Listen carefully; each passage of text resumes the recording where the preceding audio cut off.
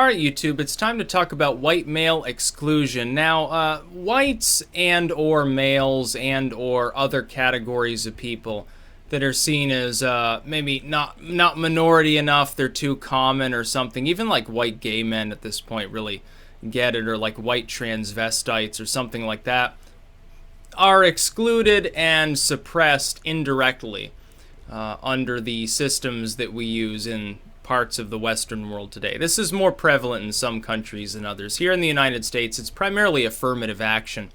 And I've pointed out what we have here is an overlap between what I've previously spoken of on an economic basis and more social systems, so-called. Essentially, the principle is this. Like with interventionism, if the government wants to fuck around within an industry, it'll simply give a grant or some sort of other bonus to one company and all of its competitors within whatever it's getting the bonus on. I use the example of like a steel refinery. You have two steel refineries, you give one a grant, you give one free money or a government contract, its competitor necessarily suffers. Because there's a certain amount of demand, you've just favored one over the other, you've given it all of that extra demand for the product. It's getting rich doing that, especially if the government's involved, and its competitor sort of lags off. What happens within social systems is the same thing. There are a certain number of positions to be filled within any realm of employment. There are a certain number, certainly, of slots to be filled that are available within any college. And so when you have affirmative action or something along those lines, what you get is you get the indirect oppression of white people. Now, I want to make this abundantly clear because it needs to be said. I don't believe that those that are in power are necessarily like, oh, they want white genocide, they fucking hate white males because they're all, you know, they're either cocked or they're part of some conspiracy. I don't think it really matters to them who's on top and who's on the bottom when it comes to these sort of government maneuvers that are made. I think it's just an exercise in we need people to be on the top and we need other people to be on the bottom.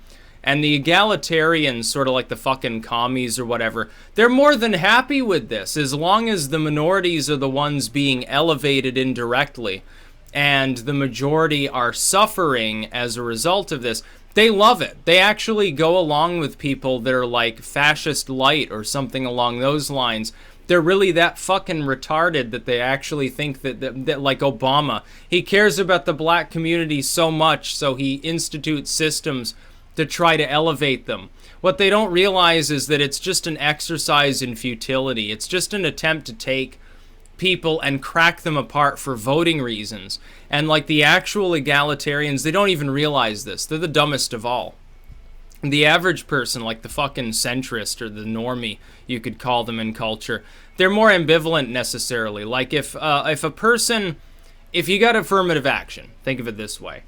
It's exactly the same as the economic situation that I've previously alluded to with the steel refinery or the two types of competing bread products, and the company puts one on sale and like markets it and everything and says how great this bread is. It's not that they're saying that the other kind of bread is bad.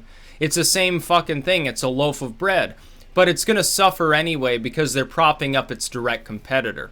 And that's what you get with affirmative action. It's actually, the evil is twofold. On the one end, it really is indirectly oppressing white people, especially white males, because they're not diverse enough, and so they're like overrepresented or something, and Asians too, honestly. And so they end up getting fucked because like you have some white person that's on the threshold of getting into a college, but that college doesn't have enough diversity, and so they let somebody in who's black or Hispanic or they're a member of like LGBT whatever Q acronym community, and so they get in instead, and that person potentially, the negative impact on their life could last literally for their entire life. And the second level is that unqualified minorities that aren't actually as intelligent maybe in some cases when we're talking about like college admissions as the people that are competing with them for that same slot, they're let in, and it just makes a mockery of minorities. Number one, you're telling them, well, you're more dumb, so we have to tack points onto your test scores.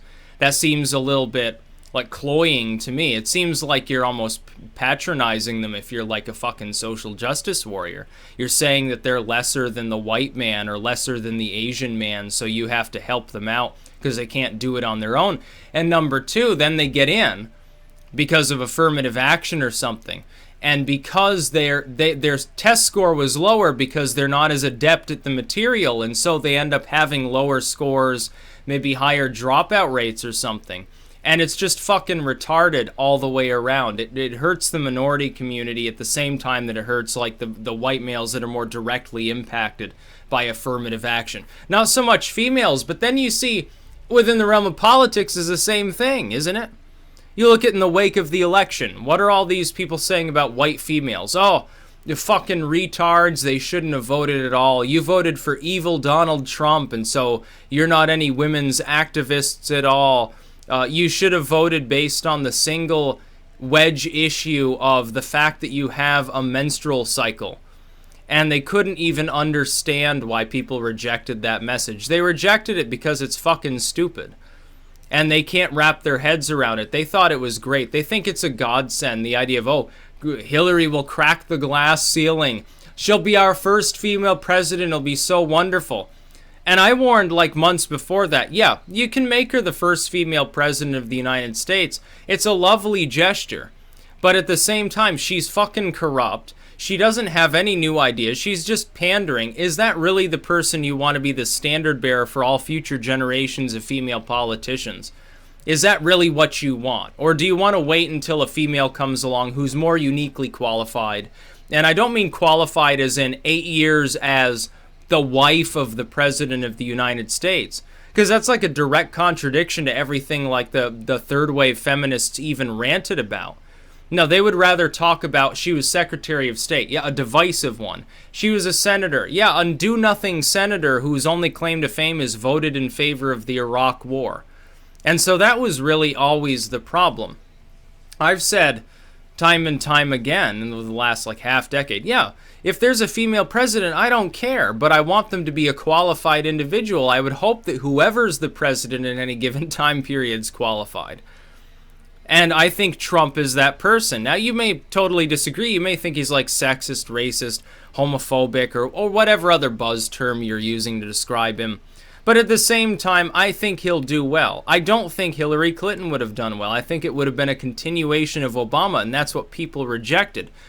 White males, especially in this country, males in general, whites in general, heterosexuals in general, and Christians in general, honestly. And I'm not a Christian, so I'm saying, in all fairness, Christians too, are put upon indirectly by people ruminating over and in many cases obsessing over the concept of diversity.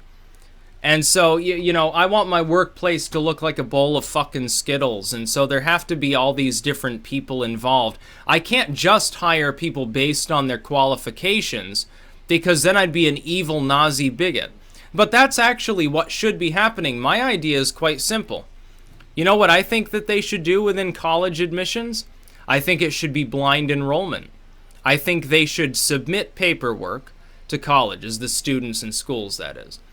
It doesn't list where they went to school, so you know some communities, they've got different demographics than others.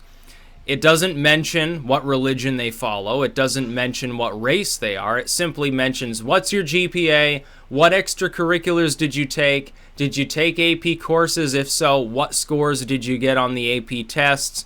And so on forth. That's all the colleges need to know. Unless they've already admitted somebody, they don't even need to know what race or religion they are, what their sexual proclivities are. Why the fuck should they care? What these social justice warriors are saying, oddly enough, overlaps with what the worst of sort of the fringe of nationalism says, which is that's the only thing that matters. Oh, he's black, so he's bad, despite, he has a 4.0 GPA.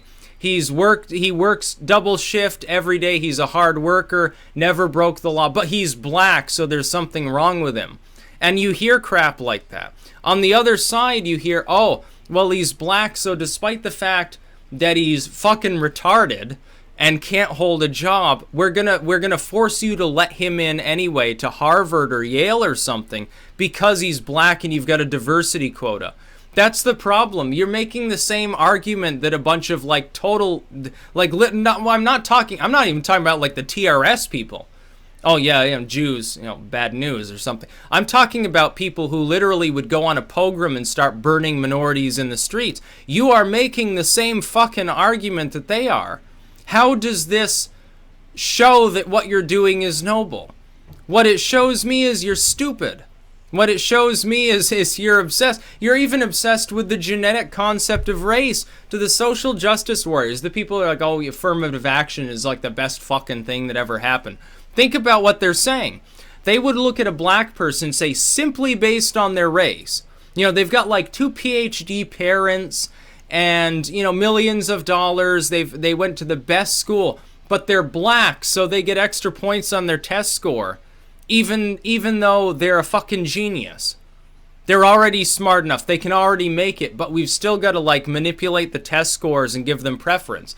Meanwhile, some white person, just by virtue of being white, or some Asian, just by virtue of being Asian, they get points deducted, even though they're raised in a trailer park and they come from like 8 Mile Road. They're like literal Eminem mode. They've got like an 8th grade education. They apply. They still get points docked. They can't even get into a community college because they're white or they're Asian or whatever.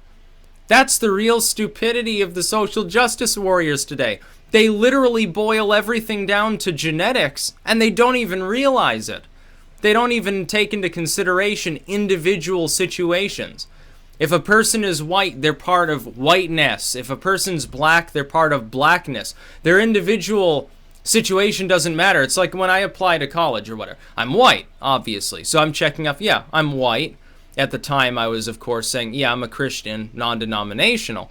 And so I'm actually suffering. Like, I should have just said, well, yeah, obviously I'm a total redskin because supposedly I have like a great-great-great-grandparent who might have been half Abenaki, and I'm not even sure, but I'm just going to check it off anyway. And probably instead of getting like waitlisted at Boston University, I would have been accepted there. But I ended up going to UVM, that's fine, but at the same time, I just wonder what would have happened if when I had been checking those boxes and listing what I was, if I had said, fuck it, I may not have any evidence of it, but I'm just going to go with it. Or maybe I'm going to call myself black. I'm actually trans black. It doesn't matter. What the fuck are they going to do? They can't discriminate against somebody for putting that down. And if they refuse, by the way, I've got another suggestion. If they refuse to move to blind enrollment and blind employment where applicable, you know what I think people should do? I think they should start deliberately lying about their demographics on college admissions. I think everyone should just start putting down that they're black. That way, well, what would affirmative action do? It'd be meaningless. And because of all the weird categories that have been spawned by the far left, they can't even say anything about it. What are they going to do? Oh, you're not really black. Oh, I'm trans black. What the fuck are you talking about? I've got like one of my great-great-great-great-great-great-grandparents was black. Therefore, I am black too. How dare you fucking misrace me, you fucking cis racist or something like that. That's what I think should be done. Fuck the colleges in the United States. They're the problem. They're the ones clamoring for this too, by the way. They want to appeal to the social justice left and all those fucking egghead trust fund babies that come over from the West Coast. That's really what it's all about because they have good money. They get a trust fund. They don't have to worry about them defaulting on their student debt. They love it when trust fund babies come and pour into Eastern universities, the really good colleges or some other like main city college like, U Colorado or something like that. They love it when the trust fund babies come in. Yeah, they may just be studying like women's studies or something, but they're getting their money. They don't fucking care. They don't even need to take out a loan. That's the point. Meanwhile, those of us who are, I was raised, ultimately when I was a kid, I was lower class. We rose up to the lower middle class. Now I'm middle class. I feel fine now. I can pay those loans back off. But what if that hadn't happened? They'd be clamoring for a long time for that money. I'd be paying through the nose for the rest of my life. And a lot of people are in that situation. We're talking tens of millions of people in this country. We're not talking about a tiny minority of people. We're not talking about, oh yeah, 10 people got screwed on their student loans. No, they love it when the trust fund babies get admitted because they don't have to worry about that. They get their money up front. They're just fine. They got like 2 dentist parents, or one of their parents is like, you know, a PhD or something. They don't have to worry about the money. They don't care how much it costs, how overpriced it is. They're going to do fine anyway. They're rich. You know, by the standards that the average person applying to one of these colleges happens to have. What's the difference between, oh, you make $100,000 a year and you make $200,000 a year? It doesn't even matter at that point. They're just fine. They'll do just okay. Maybe they have to, instead of going on 3 2-week-long vacations in the year, maybe they cut it down to just 2 vacations. How sad for you, little fucking trust funders. So yeah, no, you know, aside to any like trust funders that are on my channel, but yeah, there's a fucking difference here. There's a difference when you were raised lower class or like lower middle class. You're like a working class family. There's a big difference between your mentality when you're raised like that, and you happen to be white especially, and somebody who's, you know, upper middle, you know, McMansion class, and they're white too, and they don't really care about, oh, you know, some white people are getting fucked up the ass. They don't care because they're not getting fucked up the ass. They get all the money in the world. They don't have to worry. They can pay their way through a state college, a small university or something. It's no big deal. They can play some football, take like the Holocaust studies courses, you know, mandatory 4 semesters of Holocaust studies, 3 semesters of women's studies, and feng shui for your minivan, you know, 101 and stuff like that. You don't have a fucking problem with that. Some of us do. Some of us were tired of that crap. It's like all these electives. When I went to UVM, they wanted me to take like, what was it, like 18 different elective courses or something? It was insane. All these different requirements. Like there was the 2 or 3 classes you had to take for college. The 2 or 3 classes you had to take as part of your university. They dropped the gym credit, the phys ed credit. Finally, they actually dropped that the year that I entered. So I was like overjoyed about that because that was what I was least looking forward to. So you got like 18 credits of stuff that it's simply filler. It's crap, but you have to take it, otherwise you can't graduate. And that's how they justify even keeping people there for 4 years. You could finish a 4-year degree in 3 years easily, save a couple tens of thousands of dollars if they didn't have that sort of nuts. I half expect them to drag it out so that it takes 5 years to get a bachelor's degree, just so they can make some more fucking money. Again, they don't care. The trust funders don't care. They're the ones they can guarantee they'll get their money from. So really, it's a pile of bullshit. Affirmative action is bullcrap. It is a racist program when you think about it. What's it telling the average black person?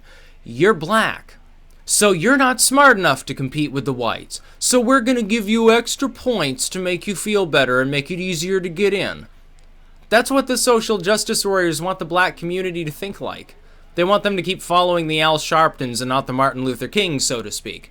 Meanwhile, to the white community, what they say is, oh, you shouldn't complain because that makes you a racist. Look at these other white smiling faces. See, they're the face of privilege. They can do it and they don't even need any student aid. Yeah, those are trust fund babies. It's like you've until last year, the only university we even had in this fucking homogenous white state was UVM.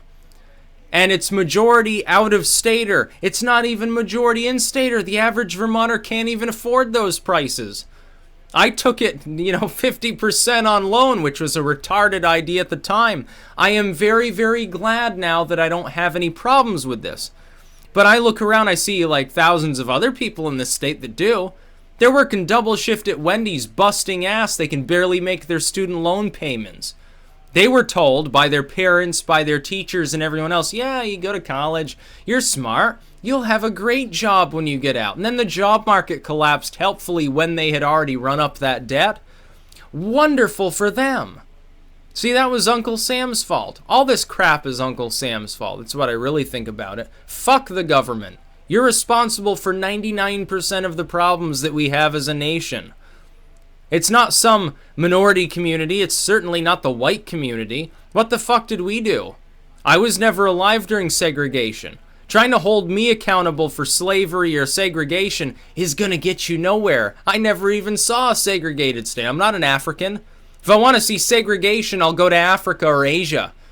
It certainly won't be in this hemisphere, unless it's maybe, part of rural Brazil or something. It's sure as hell not going to be any white nation on the face of the earth.